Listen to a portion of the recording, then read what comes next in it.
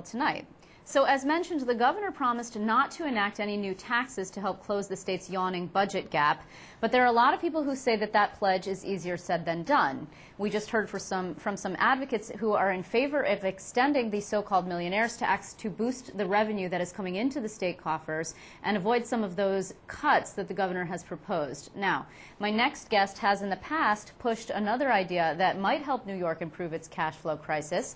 It is one that we have heard quite a bit about, particularly in the last budget cycle. Assemblyman Joe Morelle joins us from Rochester this evening to discuss the merits of allowing the sale of wine in grocery stores. Assemblyman, thanks very much for your time. Always nice to be here. So, do you mind if we start with a little refresher, which is the history on this? Why is it that grocery stores are selling beer but not wine?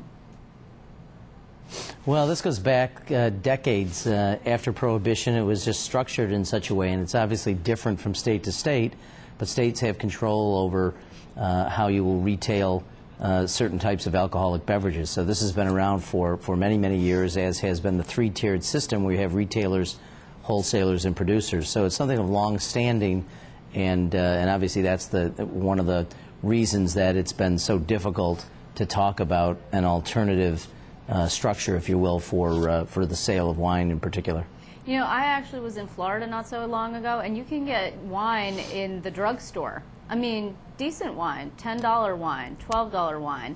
And, you know, opponents of this suggest that it's going to lead to some kind of rash of alcoholism among young people, but it wasn't necessarily something that I saw. Is that something that concerns you about this particular issue?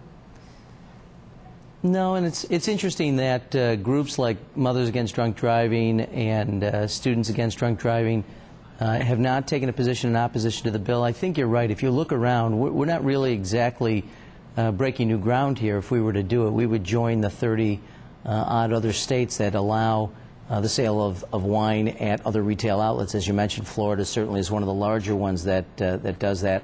And there has not been a precipitous increase in drunk driving. There's not been an increase in the kinds of things that you might associate with increased wine consumption. So I think we can do it very reasonably. I think people have been, in other states, have found ways to deal with this. But it is interesting. New York State, third most populous state in the nation, fourth largest wine producer in terms of grape growers, and yet we're well down the pack. I think we're 11th in terms of wine sales. So there's really some room to grow. And this is important for small producers, vintners, grape growers, and in my view, it just makes a great deal of sense from a consumer point of view. It was something that David Patterson proposed, and he actually suggested that there would be $93 million to be recouped from this. Of course, when you are selling it, you can also tax it, right? I mean, that's pretty much where we would get the revenue. Correct. Yeah. There's actually two different ways. The first, as you mentioned, there's the excise taxes, which would accrue from the sale. So if you have increased consumption by volume, that means there's going to be greater excise taxes on an annual basis. It's also a one-time, depending on how you construct this, one or two-time increase in revenue as people move into the marketplace and purchase franchises from the state of New York and licenses. So there would be a one or two-time sort of bump up, and then there's the ongoing excise tax that you'd collect over time. Now, the lobby opposed to this is actually pretty powerful. I mean, liquor stores, of course, don't want to lose what they've already got, and they have pretty much a market, or wine stores, if you will, have the market cornered on this. Interestingly, though, Governor Cuomo did not include this. He did include somewhere in the neighborhood of $450 million worth of what we call revenue raisers, but it's mostly fees, not taxes, mind you, fees on the racing industry, and then in addition, some closing of loopholes. Why do you think that he hasn't put this in? Because you don't consider it a tax. No, it's not a tax. Obviously, it's a way to encourage greater economic activity. I don't know why the governor didn't include it, and I do hesitate somewhat. I think others have done this, clearly there is a budget implication in the short term. But I actually prefer to consider this outside the budget as purely a policy issue, because you have a tendency, if there's going to be a 1 or 2 year bump up as people purchase licenses, there will be as you can imagine, the temptation to pair that up with spending. The problem is, after the year or so where those licenses now sort of settle down, you still have the associated costs that you've matched up against it. It creates a an imbalance going forward. So I wouldn't want to see us use essentially a one-shot revenue against ongoing operating costs, which is what I'm concerned might happen. So I'd really rather conversation centered around the policy considerations and whether this makes sense to consumers, makes sense economically, without necessarily focusing so much attention on what it does in the short term for our budget. The things what happens usually in Albany, and I hesitate to say this because Andrew Cuomo is trying to turn what happens usually in Albany on its head a little bit, so maybe this isn't such a great time to bring it up, but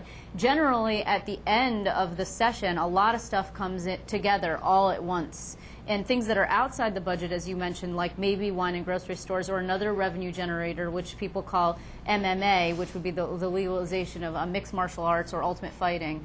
These things might come up, and not, it seems to me, not the millionaire's tax, even though there are people in your house who are pushing rather hard for it.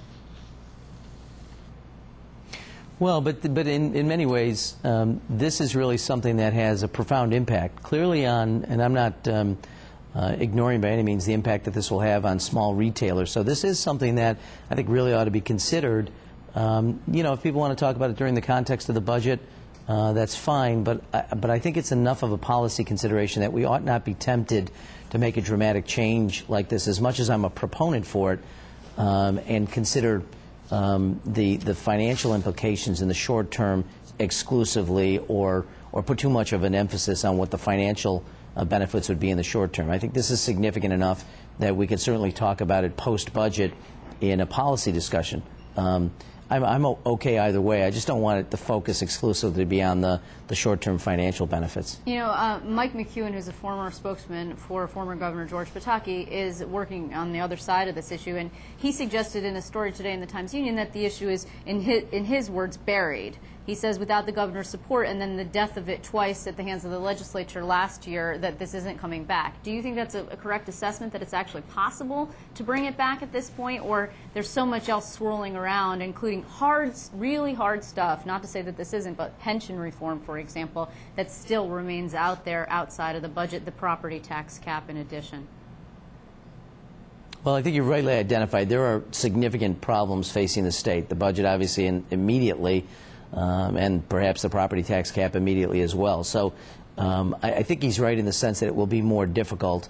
And frankly, to the argument that this will be a budget closer, a way to generate enough revenues to offset some sacrifice that we have to make on the spending side. If that were true, it would have been done last year if it was entirely on that basis, which is why I tend to think that it's not going to be a budget issue.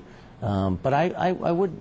And there's clearly also opposition in the legislature. Else, we would have done it during the last two budgets. But I'm not sure that I would. I certainly wouldn't call it dead on arrival. I think there's a lot of discussion that can be had.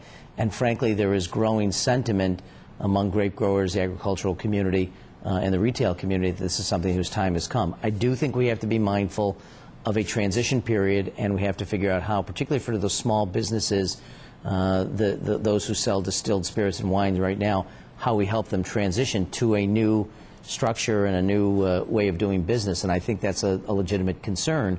But as I said earlier to another group, I think the time has come for us to really take on the policy and to join the other 30-plus states that do this already.